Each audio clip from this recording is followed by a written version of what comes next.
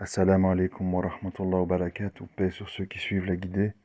Paix et bénédiction sur le prophète sallallahu alayhi wa sallam, sur ses compagnons, ses amis, sa famille, ainsi que sur tous ceux qui le suivront de bonne foi jusqu'au jour du jugement.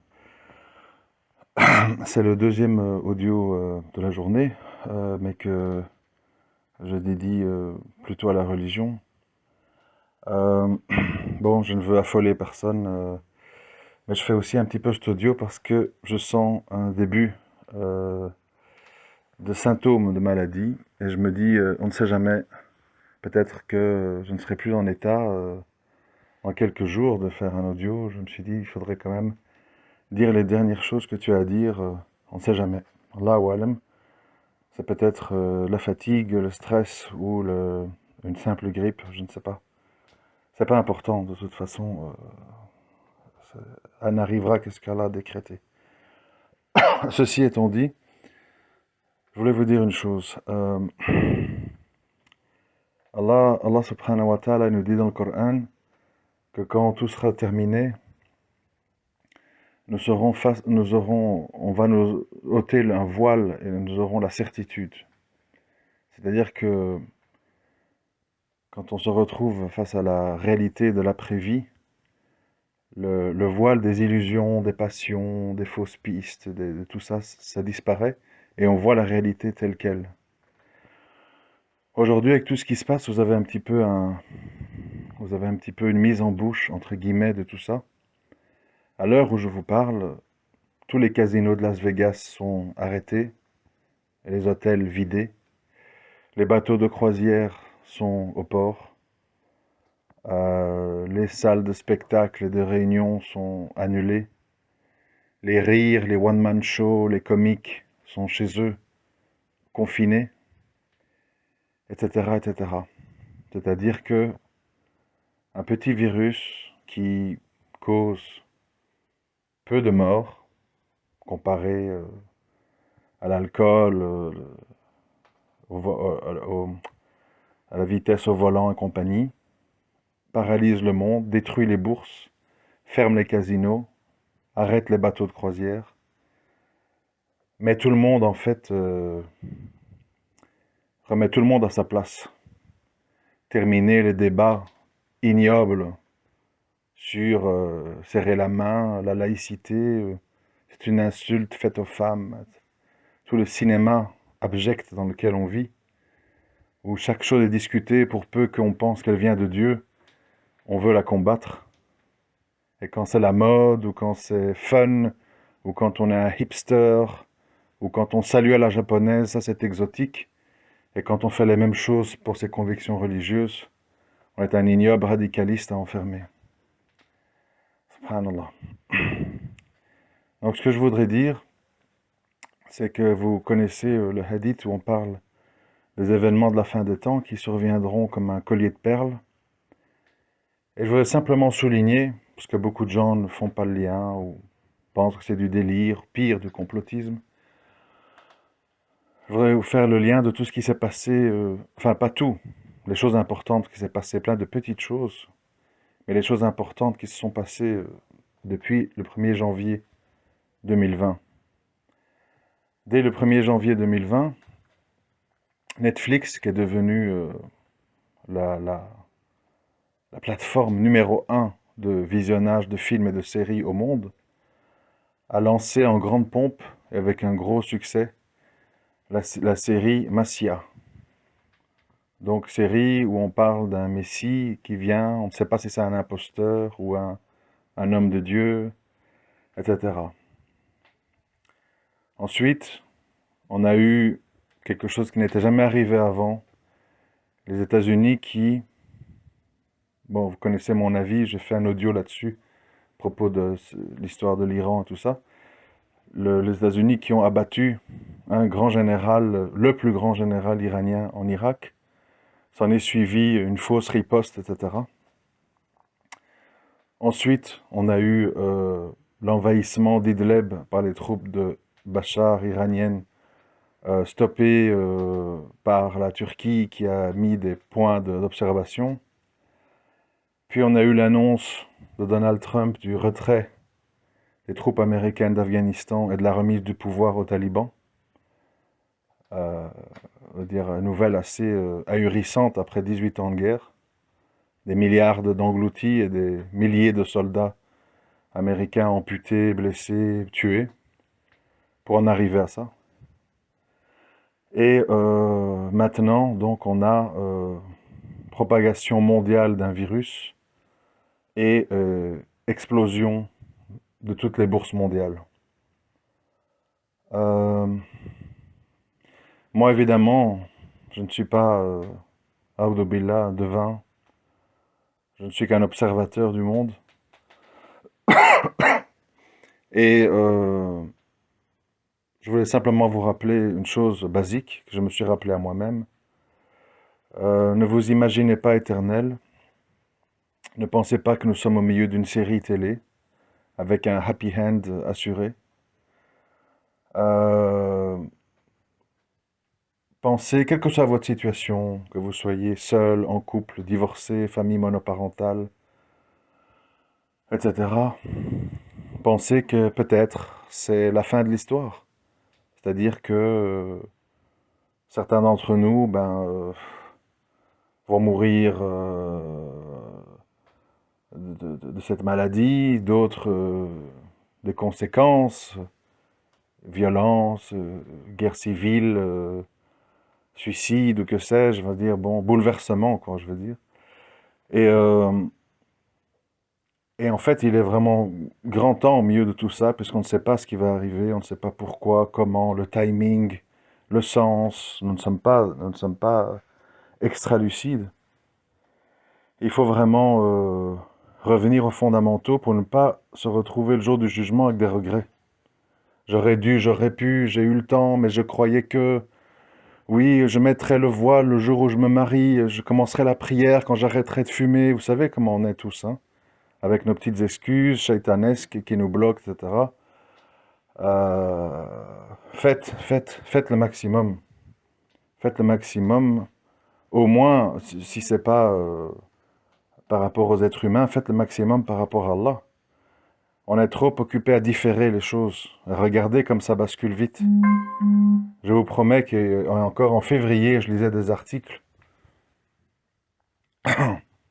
Je lisais des articles où on parlait des futurs records de la bourse américaine, des grands projets de Tesla avec son action qui arrivait à 1000 $ l'action, et un claquement de doigts, et tout s'effondre comme un château de cartes. Et je vous répète, tout ferme, les entreprises qui valent des milliards de dollars, qui ont 30, 40 000 employés dans le monde, s'arrêtent. Les gens rentrent chez eux, on, on, on, on, on débloque des centaines de millions, de milliards de dollars, et ça n'empêche pas la chute de continuer, etc. Il faut pas le voir comme un film, il faut le voir comme un avertissement. Un avertissement pour comprendre que le monde et tout ce qui l'entoure appartient à Allah. Il est le dominateur, il est le puissant, il est le décideur, il est le pardonneur. Et il faut rechercher son pardon avant qu'il soit trop tard. Et on ne sait pas quand on va mourir, peut-être demain, peut-être cette nuit, peut-être dans un an ou deux, on ne sait pas. Ce sont d'écouter Shaitan qui nous pousse tout le temps à postposer, à nous distraire, à nous envahir de passion, de faux projets, de projets à long terme, et on oublie les petits projets à court terme qu'on pourrait faire. Faisons des petites choses de manière régulière. Après, c'est trop tard, c'est fini, c'est les regrets, les regrets. Pourquoi j'ai attendu de me marier pour faire ça? Pourquoi j'ai attendu d'abandonner tel péché? Fais, et Allah va t'aider à évoluer. Ne te mets pas des barrières. Les gens se mettent tout le temps des barrières. Quand j'aurai un appart, et quand j'aurai un travail, et quand je serai marié, et quand j'aurai un enfant. Et la vie, elle passe, elle passe, elle passe. Moi, aujourd'hui, j'ai 46 ans. Je vous jure par Allah que pour moi, mes 20 ans, quand j'étais à l'université et tout, à 20 ans, c'était comme si c'était hier. Je me sens pas du tout dans la tête d'un homme de 46 ans. Pas du tout. Et pourtant, c'est le cas. Et pourtant, voilà, les années passent, la mort se rapproche. Et on est là, on est pris par la vie, on fait ceci, on fait cela, on essaye ça, on perd du temps là, on suit une fausse piste par ici, par là, et le temps il passe. Ce qui nous arrive là, ça doit être un wake-up call, un réveil pour dans notre vie. Ça doit être ça le sens. Et je sais que bien souvent, les gens ne comprennent pas mes motivations quand je dénonce telle hypocrisie chez telle personne, tel comportement chez telle personne. Mais la vraie raison, vous savez, c'est quoi?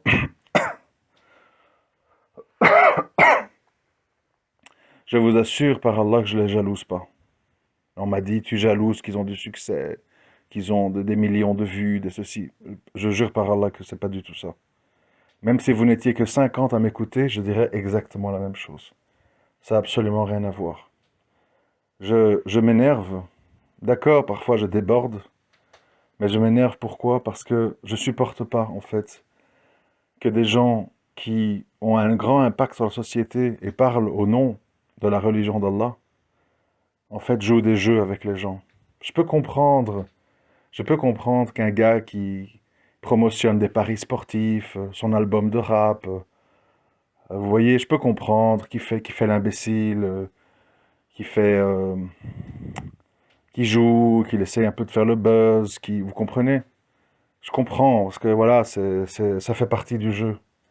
Mais subhanallah, avec la religion d'Allah, commencer à faire des jeux, à mentir, à manipuler, à, à, à induire en erreur, à pousser à faire du mal, du shirk, subhanallah, il faut avoir dans le cœur une grande noirceur pour faire ça.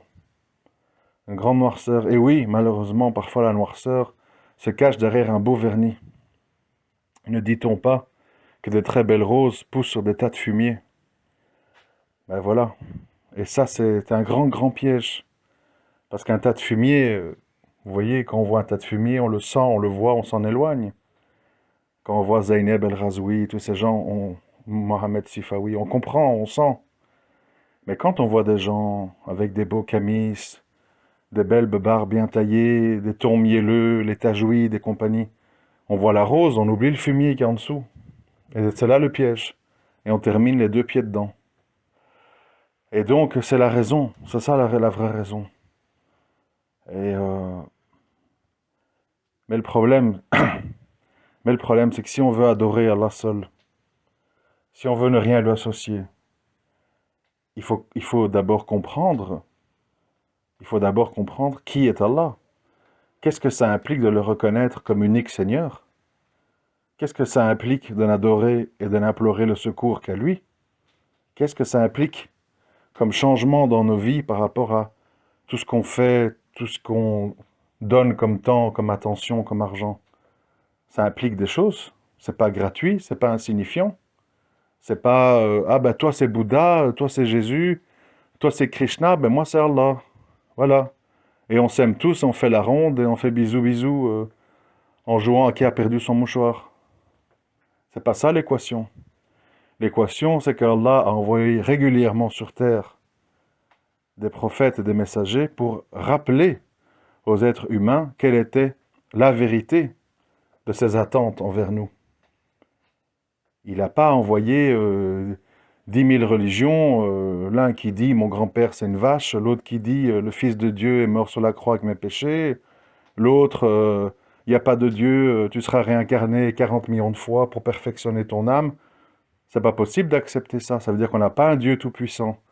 On n'a pas un Dieu qui a un projet unique pour l'humanité.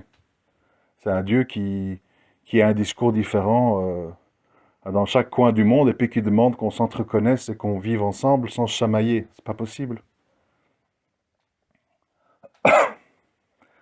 Et donc voilà, je vais m'arrêter ici parce que je suis pas trop bien. Euh, Moi, je voudrais vraiment, c'est jamais, hein, c'est jamais, bon, peut-être c'est la dernière fois que je vous parle, je sais pas, hein, envisageons le pire, en espérant le meilleur. Euh, Essayez essayer de, comment dirais-je, de comprendre en fait tout ce qui se passe sur Terre, tous les mécanismes qui sont enclenchés, les faits des liens entre, essayer de comprendre le pourquoi. Et dites-vous que peut-être nous sommes au milieu de ce collier de perles et que le temps presse pour chacun d'entre nous pour revenir vers Allah, lui demander pardon, l'adorer comme il se doit et nous détourner des futilités et des passions, malheureusement, qui sont dévoreuses de notre temps et de notre attention. Je vous remercie de m'avoir écouté, j'espère aller mieux et qu'on peut poursuivre nos échanges. Qu'Allah nous protège, nous guide et nous pardonne. À très bientôt, Inch'Allah. Assalamu alaikum wa rahmatullahi wa barakatuh.